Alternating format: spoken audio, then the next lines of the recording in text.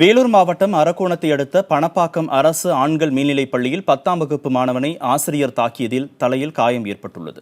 வரலாறு பாடத்தில் மேப் சரியாக வரையவில்லை என கூறி மாணவன் ஹரிதாஸை ஆசிரியர் முரளி பிறம்பால் தாக்கியதால் தலையில் காயமடைந்த மாணவன் வகுப்பறையிலேயே மயங்கி விழுந்ததாக கூறப்படுகிறது. சக மாணவர்கள் கொடுத்த தகவலின் பேரில் ஹரிதாஸை மீட்ட ஆசிரியர்கள் தனியார் மருத்துவமனையில் சிகிச்சை அளித்து வீட்டிற்கு அனுப்பியுள்ளனர். தலையில் தையல் போடப்பட்ட நிலையில் உடல் முழுவதும் இரத்த காயங்களுடன் இருந்த மாணவன் அரக்கோணம் அரசு மருத்துவமனையில் அனுமதிக்கப்பட்டிருக்கிறார். மாணவர் ஹரிதாஸை தாக்கியதாக கூறப்படும் ஆசிரியர் முரளி மீது நெமிலி காவல் நிலையத்தில் புகார் அளிக்கப்பட்டுள்ளது.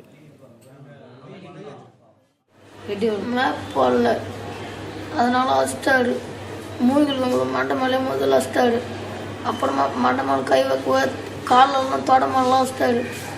ரெண்டாவது அடி திருப்பி மண்டை மேலே அடி ரத்தம் வந்தது. மயக்க போட்டு வின்ட்டேன். ஒரு பையன் தான் சாப்பிட்டு போய் கூப்பிட்டு வந்ததுன்னு சொன்னாங்க. தெரியாம அஸ்ட்டுன்னு சொல்லிட்டாரு. நாங்கள் போய் ஸ்டேஷனில் கேஸ் கொடுங்க சொன்னால் கேஸ் கொடுக்காதீங்க 5000 தரேன் அப்படின்னு தலைவரெலாம் விட்டு அனுப்பிச்சாங்க. தலைவர் எங்களுக்கு 5000 வேணாம், எங்களுக்கு குழந்தை எங்களுக்கு புள்ள முக்கியம், எங்களுக்கு பணம் வேணாம் சார் அப்படின்னு சொல்லிட்டு நாங்கள் கேஸ் கொடுத்தோம் சார். கேஸ் கொடுத்துட்டு அப்புறமா தான் இங்கே இட்டுன்னு வந்தோம் ஹாஸ்பிட்டலுக்கு.